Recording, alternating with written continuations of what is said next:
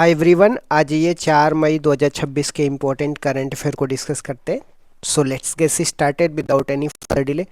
प्रश्न संख्या 1 से स्टार्ट करते हैं। द एशिया यूनिवर्सिटी रैंकिंग 2026 में टॉप 50 में शामिल एकमात्र भारतीय संस्थान कौन सा है? तो इंडियन इंस्टीट्यूट ऑफ बेंगलुरु जो टॉप 50 में शामिल एकमात्र भारतीय संस्थान है। इसकी एशिया में 43वीं रैंक है। रैंकिंग में चीन का सिंधुआ यूनिवर्सिटी टॉप पे है। अरुंधति राय के नए उपन्यास का नाम भी आपको ध्यान में रखना है, mother Mary comes to me, बहुत ज़्यादा चर्चा में, तो ये भी आपको ध्यान में रखना है।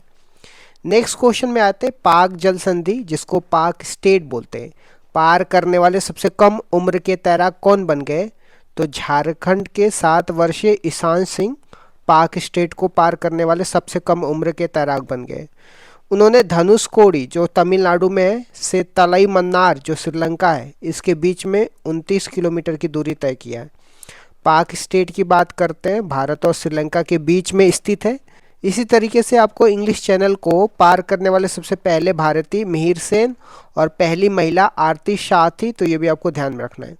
नेक्स्ट क्वेश्चन में आते हैं, हाल ही में किस देश ने जातीय एकता कानून पारित किया है, जिसको एथनिक यूनिटी लॉ बोलते हैं? तो चीन ने जातीय एकता कानून पारित किया है। 1 जुलाई 2026 से प्रभावी होगा। इसके तहत स्कूलों में मंदारिन भाषा पढ़ाना अनिवार्य होगा।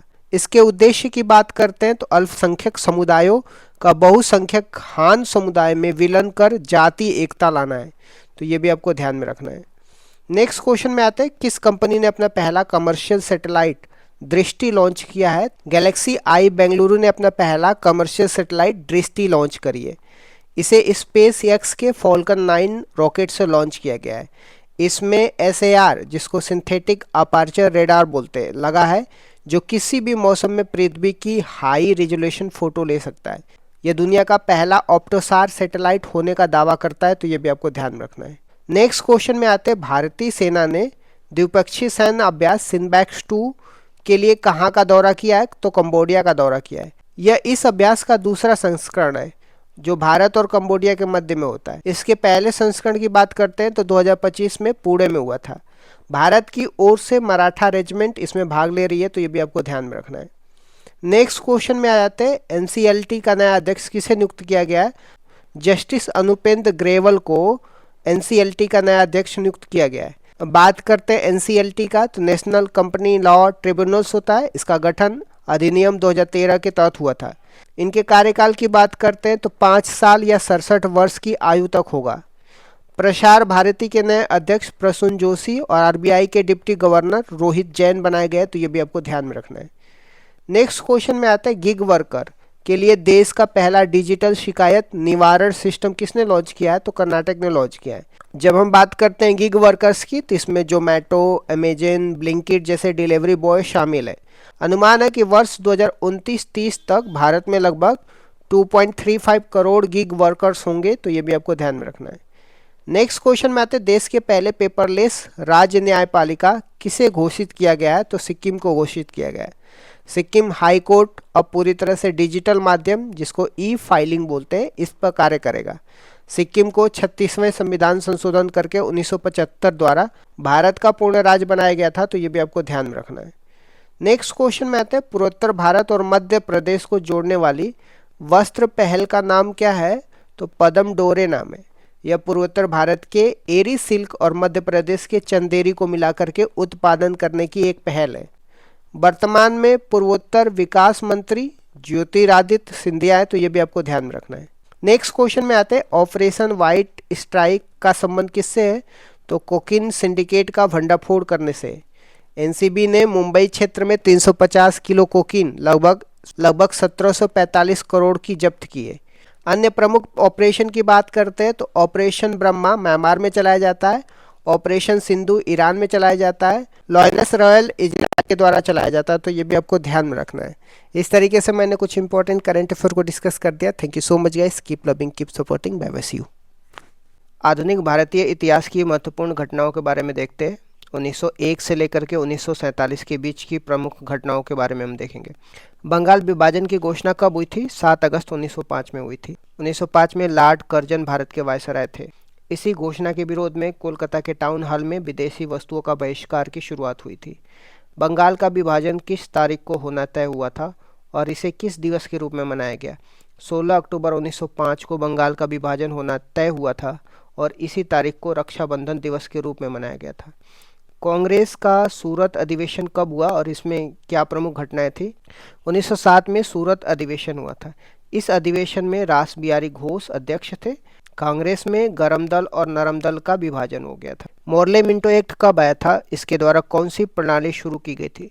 मोर्ले मिंटो एक्ट 1909 में आया था और इसी एक्ट के द्वारा भारत में सांप्रदायिक निर्वाचन प्रणाली की शुरुआत हुई थी। महात्मा गांधी भारत कब वापस लौटे और इस दिन को किस रूप में मनाया जाता है? तो महात्मा गांधी 9 जनवरी 1915 को भारत लौटे थे। इस तारीख को प्रवासी भारतीय दिवस के रूप में मनाया जाता है। 1916 का कांग्रेस का लखनऊ अधिवेशन क्यों महत्वपूर्ण था? इस अधिवेशन के अध्यक्ष अंबिका चरण मजूमदार थे और इसी अधिवेशन में कांग्रेस और मुस्लिम लीग के बीच में समझौता हुआ और नरम दल और गरम दल का पुनः विलय हो गया। 1916 में किन अन्य महत्वपूर्ण घटनाओं की स्थापना हुई थी? तो 1916 में बनारस हिंदू यूनिवर्सिटी की स्थापना हुई थी। होम रूल लीग आंदोलन इसी वर्ष एनी बेसेंट और बाल गंगाधर तिलक के द्वारा शुरू किया गया था। 1917 का कांग्रेस का कोलकाता अधिवेशन क्यों खास था? इस अधिवेशन का अध्यक्ष एनी बेसेंट थी। महात्मा गांधी ने पहली बार किस सत्याग्रह में भाग लिया? यह किस मुद्दे पर था? महात्मा गांधी ने पहली बार 1917 के चंपारण सत्याग्रह में भाग लिया था। यह बिहार के अंदर नील की खेती तिनकठिया प्रथा के विरोध में शुरू हुआ था। शुक्ला जी ने महात्मा गांधी जी को बुलाया था। 1919 में कौन से महत्वपूर्ण अधिनियम और घटनाएं हुई थी? 1919 में रोलेट एक्ट, न अपील, न दलील, न वकील आया था। इसी वर्ष मॉन्टेग्यू चेम्सफोर्ड अधिनियम भी आया था जिसमें प्रांतों में द्वैध शासन लागू किया गया था। 13 अप्रैल 1919 को जालियांवाला बाग नरसंहार की घटना अमृतसर में हुई थी। इस घटना में भारत की ओर से वकील के रूप में सर शंकर नायर की नियुक्ति किया गया था। असहयोग आंदोलन की शुरुआत कब हुई और महात्मा गांधी ने क्या उपाधि त्यागी थी? असहयोग आंदोलन की शुरुआत 1920 में हुई थी। महात्मा गांधी ने अपने कैसर हिंद की उपाधि त्याग दी थी। चौरी चौरा घटना कब और कहाँ हुई? इसका असहयोग आंदोलन पर क्या प्रभाव पड़ा?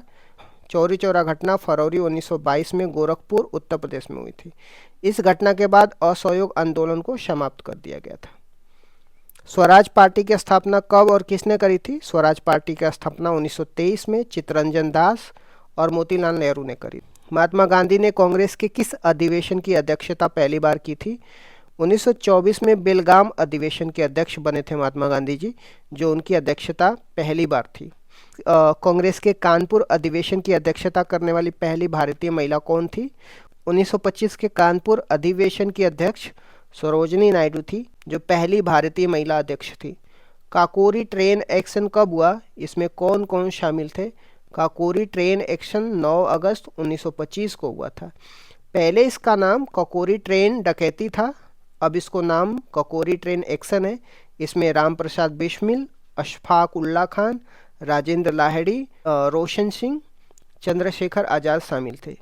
साइमन कमीशन का निर्माण कब हुआ था और यह भारत कब आया था? साइमन कमीशन का निर्माण 1927 में हुआ था और यह भारत 1928 में आया था। भारत में साइमन गो बैक का नारा भी लगा था और इसका विरोध भी किया गया था। इसमें 7 विदेशी लोग शामिल थे। ये विद्यार्थी। नेहरू रिपोर्ट कब पेश हुई थी? इसे किसने तैयार किया था? नेहरू रिपोर्ट 1928 में पेश हुई थी। इसे मोतीलाल नेहरू ने तैयार किया था। कांग्रेस के लाहौर अधिवेशन में क्या प्रमुख मांग थी और इसकी अध्यक्षता किसने की थी? 1929 के लाहौर अधिवेशन में भारत में पहली बार पूर्ण स्वराज की मांग की गई थी। इस अधिवेशन के अध्यक्ष जवाहरलाल नेहरू थे। पूर्ण स्वराज दिवस कब घोषित किया गया था? 26 जनवरी 1930 को पूर्ण स्वराज दिवस घोषित किया गया था। सविनय अवज्ञा आंदोलन कब शुरू हुआ और दांडी मार्च का संबंध इससे कैसे है? सविनय अवज्ञा आंदोलन 1930 में शुरू हुआ था। 12 मार्च 1930 से 6 अप्रैल 1930 तक साबरमती आश्रम से दांडी तक चला। दांडी मार्च नमक कर के विरोध में सविनय अवज्ञा आंदोलन का ही एक हिस्सा था। पहला गोलमेज सम्मेलन कब हुआ? इसमें कांग्रेस ने भाग लिया था या नहीं? पहला गोलमेज सम्मेलन 1930 के अंतिम महीने में शुरू हुआ था। इसमें कांग्रेस ने भाग नहीं लिया था। गांधी इरविन पैक्ट कब हुआ? इसका क्या परिणाम हुआ? गांधी इरविन पैक्ट 5 मार्च 1931 को हुआ था। इसी के तहत यह तय हुआ कि कांग्रेस दूसरे गोलमेज सम्मेलन में भाग लेगी। भगत सिंह, राजगुरु, सुखदेव को फांसी कब हुई थी? भगत सिंह, राजगुरु, सुखदेव को 23 मार्च 1931 को फांसी दी गई थी। दूसरा गोलमेज सम्मेलन कब हुआ, इसमें महात्मा गांधी कैसे भाग लिया था? दूसरा गोलमेज सम्मेलन 1931 में हुआ था। इसमें महात्मा गांधी राजपूताना जहाज से भाग लेने गए थे। उन्होंने तीसरे में भाग नहीं लिया था। सांप्रदायिक पंचाट कब आया और इसे कौन लेकर आया था? सांप्रदायिक पंचाट 1932 में आया था। इसे रामसे मैकडॉनल्ड्स ब्रिटिश के प्रधानमंत्री लेकर आए थे। पूना पैक्ट कब और किसके बीच में हुआ था? पूना पैक्ट सितंबर 1932 में हुआ था। यह महात्मा गांधी और डॉक्टर भीमराव अंबेडकर के बीच में हुआ था। अगस्त प्रस्ताव और व्यक्तिगत सत्याग्रह कब शुरू हुआ और व्यक्तिगत सत्याग्रह के पहले व्यक्ति कौन थे? अगस्त प्रस्ताव 1940 का था। व्यक्तिगत सत्याग्रह आंदोलन भी इसी वर्ष हुआ था। विनोबा भावे व्यक्तिगत सत्याग्रह के पहले व्यक्ति थे। भारत छोड़ो आंदोलन कब शुरू हुआ? उस समय भारत के वायसराय कौन थे? भारत छोड़ो आंदोलन 9 अगस्त 1942 को शुरू हुआ था। इस समय लिलिंथो भारत के वायसराय थे। इससे पहले ऑपरेशन जीरो हावर शुरू हुआ था और करो और मरो का नारा भी दिया गया था। कैबिनेट मिशन का निर्माण कब शुरू हुआ? इसके सदस्य कौन थे? कैबिनेट मिशन का निर्माण मार्च 1946 में शुरू हुआ था। इसमें Pethick Lawrence, Alexander, Stanford, Cripps शामिल थे। यह भारत में संविधान सभा बनाने के लिए आया था। इसने हर 10 लाख की जनसंख्या पर एक सीट और कुल 389 सीटें तय की गई थी। संविधान सभा की पहली बैठक कब हुई? इसके अस्थायी अध्यक्ष कौन थे? संविधान सभा की पहली बैठक 9 दिसंबर 1946 में हुई थी। सच्चिदानंद सिन्हा को अस्थायी अध्यक्ष नियुक्त किया गया था। उद्देश्य प्रस्ताव कब पेश हुआ था? इसे किसने पेश किया था? उद्देश्य प्रस्ताव 13 दिसंबर 1946 को पेश हुआ था। इसे पंडित जवाहरलाल नेहरू ने पेश किया था और 22 जनवरी 1947 को इसे स्वीकार किया गया। माउंटबेटन ने भारत पाकिस्तान विभाजन की घोषणा कब की थी? माउंटबेटन ने 3 जून 1947 को यह घोषणा की थी कि भारत और पाकिस्तान 2 अलग राष्ट्र होंगे। भारत का स्वतंत्रता अधिनियम कब पारित हुआ था? भारत का स्वतंत्रता अधिनियम 18 जुलाई 1947 को पारित हुआ था। राष्ट्रीय ध्वज कब अपनाया गया? राष्ट्रीय ध्वज को 22 जुलाई 1947 को अपनाया गया था। भारतीय संविधान बनकर कब तैयार हुआ? भारतीय संविधान 26 नवंबर 1949 को बनकर के तैयार हुआ था। संविधान पर हस्ताक्षर कब हुए और राष्ट्रीय गान, राष्ट्रीय गीत कब स्वीकार किया गया?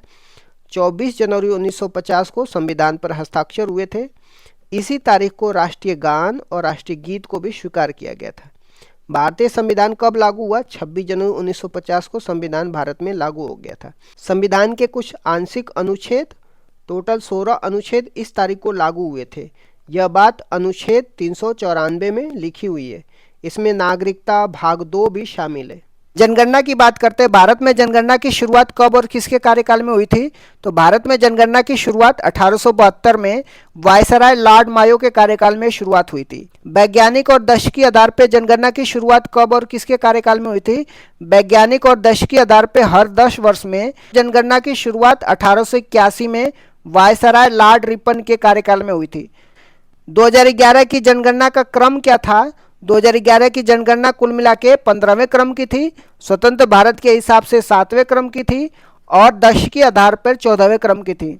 महाविभाजक वर्ष किसे कहा जाता है और क्यों?